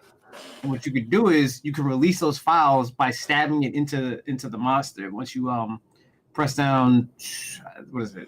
It doesn't matter. The button doesn't matter. Just know you can jam the sword into the monster's face and then charge it up like you ramping up a gun blade, and then boom, explode it right in the face. You know what I'm saying? Fantastic. It's a sad. There's different files. Like there's impact ones, power ones, and there's exhaust ones. Exhaust ones are my favorite because I love tire a monster out and make them so they basically can't move. Yeah, that's great. Unlocking. Yeah. So the question that I have for everybody, and Blicky, you know, we don't even know what your favorite weapon is since you said you got through the trailer. Well, yeah. So the only thing. So hold on. Let me say this. All right. My very first introduction to Monster Hunter, I didn't have it myself. My cousin had it, and he let me play one little mission. I don't remember the mission. It wasn't on one of the newer Monster Hunter games. That was my first introduction. He had me using the great sword. I have not deviated from that weapon since. You should. Maybe you'll play more. Damn. No, for real. Like 14 weapons in the game. You might as well go ahead. There are 14 weapons. Now, we all know Wild Hearts came out earlier this year. Monster Hunter Rise has been out for a couple of years now. Everybody has all given their weapon that they use. So, what weapons do you think could be redone or need to be redone before Monster Hunter Wilds come? The great sword. Is there a weapon that you would redo, or is there a weapon that you think that they could add? Redo great sword, Or great sword. Great sword, more mobile, I guess. Well, like okay, great sword. I'm gonna say this. I wouldn't say. Hold on. I'm gonna say this. The way that the great sword is in Rise is how it should be in Wilds. Because I feel like there's more great sword in Rise than there is in World. Because it's kind of weird to go back to World style great sword when I'm so used to playing it. Well, that means it's already been redone. I'm talking about a weapon overhaul. Overhaul. You know how Wild Hearts you had a katana that turned into a chain blade. Yeah. Like, is there a weapon that you would either add or that you would overhaul? Oh yeah, I would add the tonfas from Frontier because we've never got to play those. There's tonfas and there's like these magnet weapons that are also in Frontier 2 that we never got to play with. Put those in. There's no reason not to put them in at this point. You already put in a Frontier monster in Rise because they're in Tokyo. Question, and this might sound crazy because y'all play so much time in this game, but obviously I don't know. Is there like a samurai katana? Yeah, the long sword. Yes, the long sword. The most. It's just longer than a samurai katana because, like, it's across your whole back. It's as long as your body is. That's not a katana, then. That's a longsword. I mean, like a katana, like a. It's not a longsword. It's made like a katana. It's made like a katana. Okay, so it's like Sephiroth's. Isn't that called a kodachi? Yeah, that's what I was about to say. A longsword is called a kodachi. It's not a not a katana. It's not a kodachi. It's a nodaichi. Oh, the nodaichi. You know what I'm saying? Okay. Whatever it is, but it's not the same thing. The way you swing it. The way you swing that weapon is different than how you do a katana. The way you carry it, the way you hold it. What I'm telling you is that you said long sword type weapon. You said katana type weapon. That is the katana type weapon. There is no katana, and they probably don't label it as a katana because it is a Japanese game, and they're trying to make it available for a broad audience. They even have an EI slash. I think they should. Yeah, it does have an EI slash where you sheath your weapon, you slash it out. Yeah, like it has like. Well, the only reason why I was asking is because it wasn't the katana exactly that I wanted to add. I just wanted to add like a dual wielded katana. They When have you dual have one blades. No. Yeah, Oh, we they got already dual have that. blades. Okay. No, there's See, dual blades. It's just There's- it's like two short swords or two knives. And there's literally dual blades that have a katana look to them. So Okay. all right. So yeah, they got you covered, bro. yeah. I I mean, you mean, got to play the game. all you got to do is play. We here. Dual guns. What weapon? And you can freely- Yo, you ever seen Dave dual Chappelle guns. when he was talking about Rick Fox, not Rick Fox, Rick James, when he was like, that's what I feel like y'all doing to me right now. Come on in, fella. Yeah. Go bloody. What did the 5 finger sandwich say to the face? Slap. So that we don't get caught up in Chappelle. So yeah, all you got to do is play a little bit more. You'll see, and you can freely switch between the 14 weapons. It's not like you have to level any weapons up or anything of that sort. All you're doing is using the weapon. If you don't like it, you switch it. But they also have tutorials for each weapon, which we know that you have ADHD. You can't focus on things, but the tutorials are pretty quick and easy. I got a question though. Do you like farming? Do I like farming? Will you farm? For me? Yeah, you, Blicky. I'm sorry, Blicky. Like farming as in like killing monsters over and over to upgrade yourself? Grinding, yes. I am a massive MMO player. Of course I do farming. Then this game should be right up your alley. I will clear camps for hours. Yeah, I will say this. That's why Pokemon has always been easy to me. To add a weapon to the game, because I know they have the gun lance, and they also have the they have the gun lance, and they have the light bow gun, they have the heavy bow gun. I still say I want dual wielding guns. Then play Dauntless. That piece of shit game. Hold it. Wait a minute. I mean, in Monster Hunter, dual wielding guns. Okay, no, I won't say Dauntless is not bad. It's just not Monster Hunter. Right. They tried so hard to fill that spot. Wild Hearts was a closer Monster Hunter than this is very true. Was. I played Wild Hearts way longer than I did better than Dauntless to me. Yeah. But all right. So what we're gonna do is we're gonna actually start, winding it down a little bit. So we're gonna move off of the Monster Hunter topic because, like I said, we'll probably have a little bit more to say about it in a little bit. Maybe we can rib Blicky a little bit more for not playing within the next month or so, because I can guarantee we can revisit this topic next month. We ask him how many hours he put in. He's gonna be like, I put in like 30 minutes. And meanwhile, meanwhile, everybody's already high recommending. He's like, man, y'all ain't playing with me. Y'all been out here playing. Y'all ain't even playing with me. Anyway, we're gonna move forward. So, that was a pretty good Blicky impersonation. You know, it's funny because if my brother Kaj was in the chat right now, he'll be dying laughing because I do the same thing to him. He'd be like, bro, like I just got this game because you just convinced me to play this game, and now you don't even play the game. I'm like, bro, I'm sorry, bro. Like, you took too long to pay our respects to James McCaffrey, the voice of Max Payne. He also played a couple of voices, like he played a voice in Alan Wake. He played one of the voices in Control as well, but he passed away due to cancer. So, I just want to give a rest in peace. And to everyone that we lost throughout the course of this year, everyone that we lost, this month, just to illnesses, to COVID, to various situations. I just want to take some time and, just reflect upon the fact that, we lost these people, and we're going to try to pick ourselves up, but the landscape of things is changing. So, everybody stay healthy, stay strong, take care of yourself, see a doctor if you don't feel well, but do your best to take care of yourself.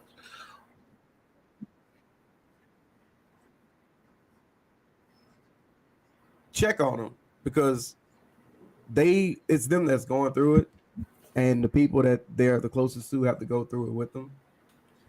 I'm gonna go a step farther than that. If you know somebody who is who is overstressing, going through something with family, just going with someone with their job. Like, if you close to somebody, you should know that person's mannerisms. If you recognize the slightest hint that something's just not right with them, check on your friends. I encourage that no matter what. We're gamers. Yeah. And oftentimes we don't see people. We don't go outside. Right. The last thing that I want is for one of us to, be at home, have an accident, be in our room, isolated, just playing games, and nobody hears from them for a week, and come to find out that they haven't been alive. You know what I'm saying? Like, if I don't hear from you in a certain period of time, I'm calling your phone. If you don't answer my text, I'm looking for you in any way I possibly appreciate. So, let somebody know something. Yeah. Shoot a text. Tell somebody you love them. Tell somebody you're all right. All right. So one final point. Get it? Tell somebody you watch SpongeBob. One final point. The finals has been reviewed, and I'm gonna let you know I've played this game. This game is actually quite fun. 3v3v3. It's very fast paced. But I will say the tutorial is hot garbage. Hot garbage. Literally, the tutorial, all it tells you to do, all it teaches you how to do is pick up a box and put it in the bank. Then they'll be like, all right, go play. Bitch. So you're not going to teach me how to shoot a gun? You're not going to teach me how to use my items? You're not going to teach me how to use my you're not going to teach me none of that. You're not going to teach me none of that. You're just going to throw me out there with people who've been playing for like 10 years. You're just going to throw me out there. Okay. It's not 10 years. I'm just exaggerating to make a point. It's fun, Goji. It's fun. You did tell me that it's meh, but it's fun. It's like literally, I would play the finals over Call of Duty, and I'm not a first-person shooter fan. Like legitimately, I'm not a big fan of first-person shooters. But it does not teach you. It don't even teach you the basics. Like it teaches you nothing about tactics. It teaches you nothing about the game modes. It teaches you. They don't even have words that describe what you're really supposed to do or what things do. Like, my God. Anyway, I know that our resident Blicky here is actually one of the biggest fans of the finals. So, Blicky, can you give your thoughts? So me personally, I truly feel like that game's amazing. I'm gonna make this quick, because so on and so forth. But that game is truly incredible. There's not many shooting games with a unique premise. Usually it's one team against another team, and y'all play some kind of team deathmatch or some kind of simple, objective-based game, capture the flag, whatever the case might be. But with that game, that 3v3v3 dynamic adds something that is not anywhere else, I promise. And then the ability to completely destroy the entire environment. I'm talking about if you have the point, sometimes I will literally, deposit the drop, throw a satchel charge on the roof, boom, blow a hole in the roof. Now I'm up there watching it. Then I've had situations where I can't get up there. Every time I go up there, I die. So instead, I pull out a rocket launcher and I shoot the floor, and the box will fall down to us. Like, it's just so many different types of things that you can do with that game, and it's always intense. It's always like go, go, go, and it gets your blood running way more than any other game, including COD. What you feel the entire time of playing the finals is what you feel when you down to those last 10 people in Warzone. That's what it's like when you playing finals at all times. Okay.